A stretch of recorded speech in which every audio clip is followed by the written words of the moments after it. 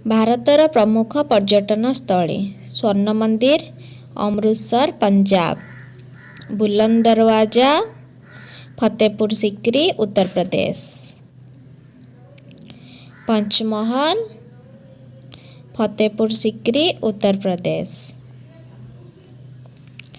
ଗୋଲ ଗମ୍ବୁଜ ବିଜାପୁର କର୍ଣ୍ଣାଟକ, ମୀନାକ୍ଷୀ ମନ୍ଦିର ମଦୁରାଇ ତାମିଲନାଡୁ, ଚାରମିନାର ହାଇଦ୍ରାବାଦ ତେଲେଙ୍ଗାନା, ବିରଳା ମନ୍ଦିର ହାଇଦ୍ରାବାଦ ତେଲେଙ୍ଗାନା, ଭେଙ୍କଟେଶ୍ୱର ମନ୍ଦିର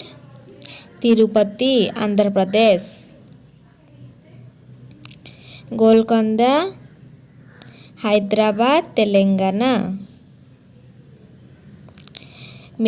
ମରିନା ବିଚ୍ ଚେନ୍ନାଇ ତାମିଲନାଡୁ, ଲାଲବାଗ ଗାର୍ଡେନ